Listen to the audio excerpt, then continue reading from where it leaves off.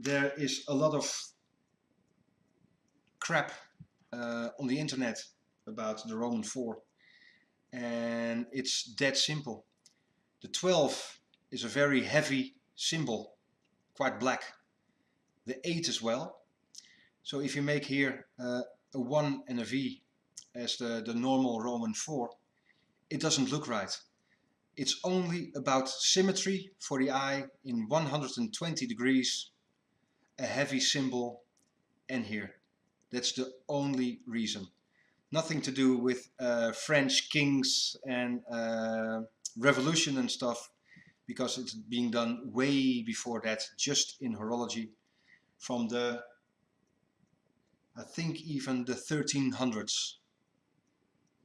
We're talking just about a metal part like this.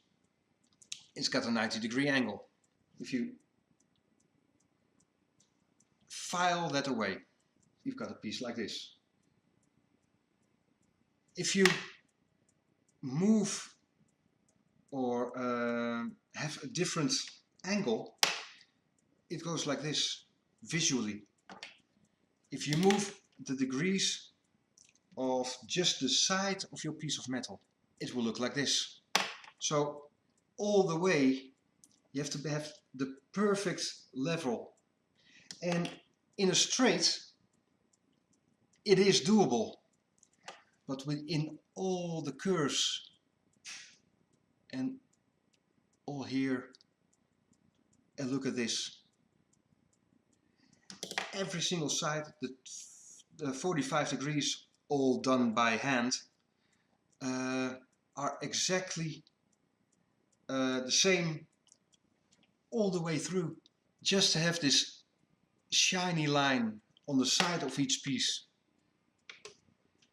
is stunning craftsmanship, and that's only to make it look nice. It doesn't have a function, even if it's 90 degrees. So what? You'll probably see that the lines, the sides aren't straight. Lines, they are curved, and that looks so much nicer and is so much harder to do. But the curvature has to be exactly level everywhere, otherwise you see it doesn't look right. This second spring here, and that's not for timing, just pushing the detent back. This is a lever. I will show you in a moment how this escapement works, because it's quite simple. But this is just pressure. Tegendruk.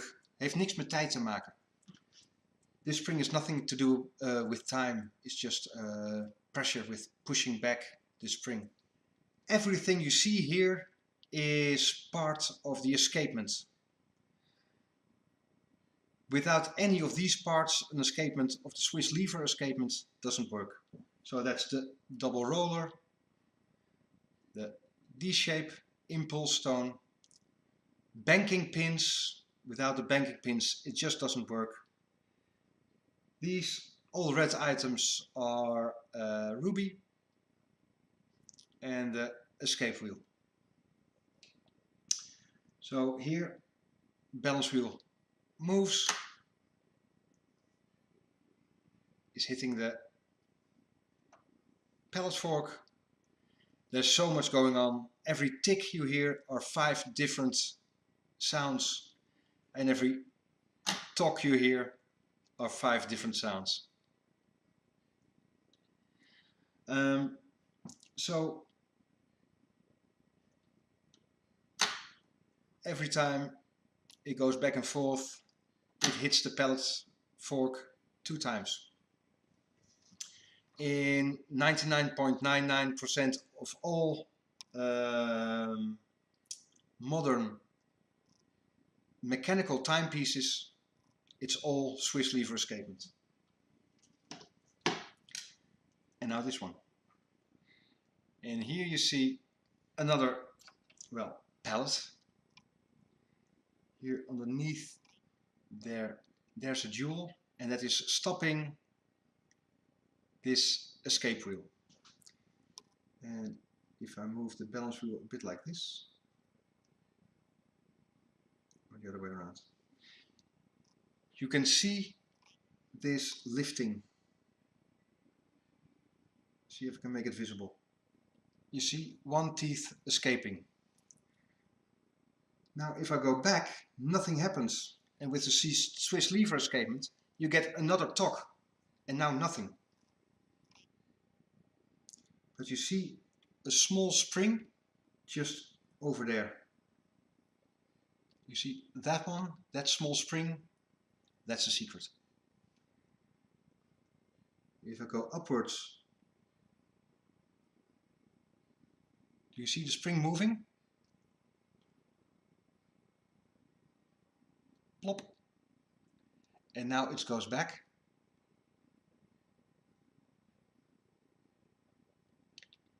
And the silver or steel bar is moving. And another teeth escapes. So it only one teeth escapes, tooth, when it goes downwards. When it goes upwards, you see only the small spring moving. So this escapement only ticks, it doesn't talk. Or the other way around. Again, if it goes upwards, the Swiss lever escapement will go one way, but this one isn't. You can see just this small spring moving and not the entire bar. You see that? The bar isn't moving, but just a spring. Plop. And when it goes down, one teeth is escaping. Try this way. One teeth escaping. And this is called, well, in Dutch, isochronisme. Isochronism, I'm not sure if that's a proper term. Basically, it says it keeps the balance wheel moving freely without any interruption. This is a small spring. So when it goes upwards, only the spring is moving that way. So nothing is happening. And when it goes down, oh, Black Tomcat, thank you so much for following the stream. Nice. When it goes down,